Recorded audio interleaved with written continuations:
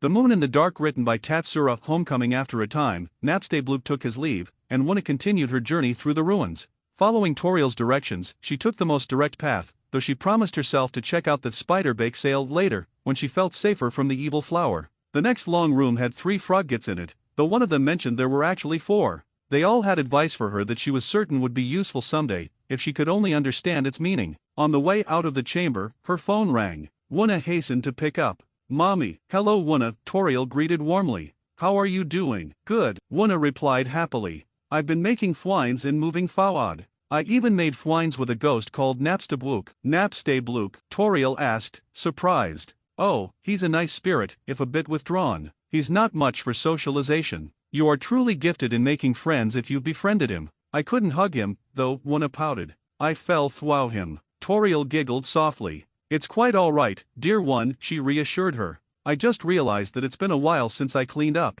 I haven't had company in so long. At any rate, there are probably a lot of things lying about here and there. You can pick them up if you like, but keep in mind that you are still young. There's only so much you can carry, and it would be quite awful if you found something you wanted one day that you couldn't carry. Then I'll just get strong so I can carry more," Wuna proclaimed proudly, making Toriel laugh again. "Not a bad thought, dear. I'll see what I can do about helping you get stronger." As Wuna moved to leave the chamber, she found herself in a fight with a moldsmal and a monster that looked like a large roach with only 4 limbs. The name above its health bar read Megasp. Unsure what to do, Wuna held still, deciding to let the monsters make the first move. The moldsmal withdrew on its own, though it didn't leave any gold. Seeing that Wuna wasn't hostile, the Megasp relaxed. When Wuna continued to take no action, it happily left, leaving behind 2 gold. Slipping them in her bit pouch, Wuna continued onward. The next chamber was large, and contained numerous pitfalls with one-way chutes leading back up. Her map indicated that one of the pitfalls led to the switch to open the path onward,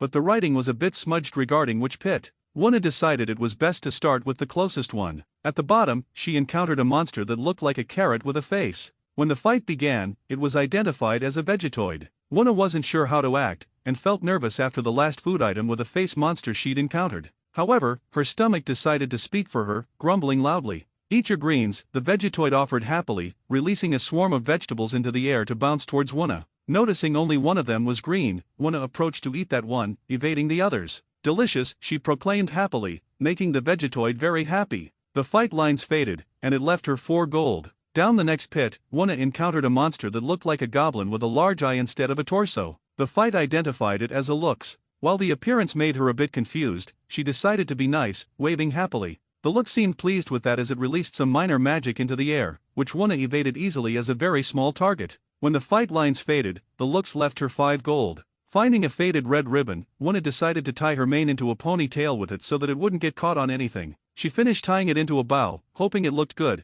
and glad it didn't clash with her cartographer's cap. Wuna equipped faded ribbon as she continued. Wuna found Napstablook at the bottom of a hole. "I fell down a hole," he explained, sounding as though he felt foolish. "Now I can't get up. Go on without me." "No," Wuna proclaimed fiercely. "Fwines don't leave fwines behind." Focusing her magic, she struggled to lift Napstablook from the ground. Napstablook floated upwards. "Oh yeah, ghosts can fly." He floated up under his own power. Releasing her magic, Wuna couldn't help but giggle. Napstablook managed a very small smile before he vanished. In the next pit Wuna dropped into, she found the switch. Throwing it allowed her to continue onward. The next room indicated that several switches had to be pressed in a specific sequence in order to anchor the looping enchantment on the chamber, allowing one to pass through the gates. The gates themselves were designed not to open unless the enchantment was properly anchored, in order to prevent anyone inside from being trapped. Since the order was marked on the map, Wuna pressed the switches in the proper order. On the way, Wuna encountered several more monsters for fights, all ones she'd previously encountered, though in different groupings.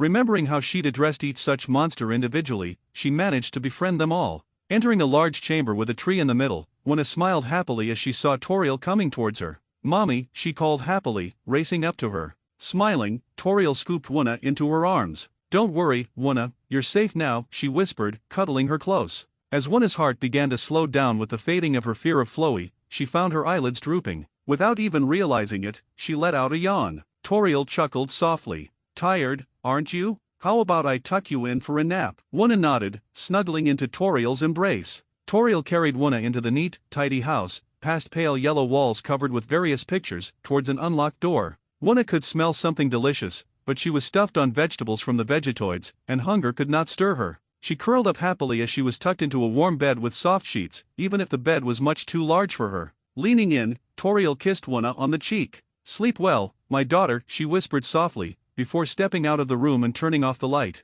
After getting the pie out of the oven before it could burn, Toriel cut a slice for Wuna. She hoped her equine daughter would enjoy it. Carrying it in, however, she realized she may have overestimated Wuna's appetite just a tad, and forgotten just how little the pony was. The slice was nearly the same size as Wuna's entire body. Toriel shook her head at that, wondering just how such a small creature would handle the world of the underground. As she thought of that, painful thoughts entered her mind. The human children, they hadn't fared well at all beyond the door, and they were much bigger and stronger than Wuna. If her equine daughter passed beyond the door someday, she quickly left the room, not wanting her crying to awaken Wuna or give her a bad dream. She went to the one point in the house where she knew Wuna would not hear her, the end of the passage in the basement. Leaning against the one-way door to the rest of the underground, she let herself cry, trying to escape the pain she feared would come, the pain she'd knowingly opened herself to. "Hey lady," a familiar voice said from the other side of the door. "You okay?" Toriel managed a small smile. I am not sure, my friend," she replied.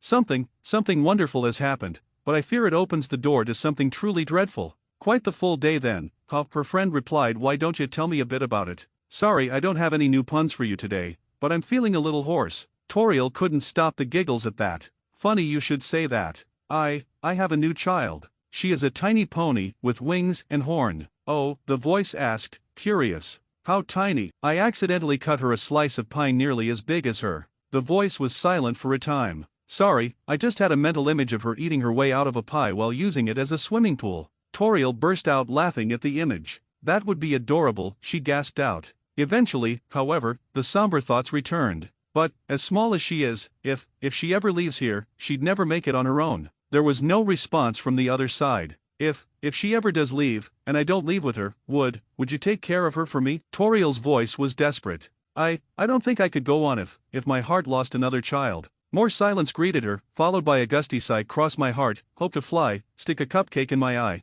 When she's not under your care out here, I'll look after her." Toriel blinked in confusion. "What?" "It's a pinky promise," the voice replied. "A rather powerful oath, especially for someone like me. If I break it, it won't be you I answer to first." "No, I mean, what's a cupcake?" After a time, she heard her friend's stuttering chuckle. "When we meet face to face, I'll teach you how to make them." As the scent of cooling pie filled her room, Wuna knew she had the determination to face whatever dreams may come. Thanks for watching, and if you enjoyed the video, make sure to like and leave a comment and share it with a friend. See you all later.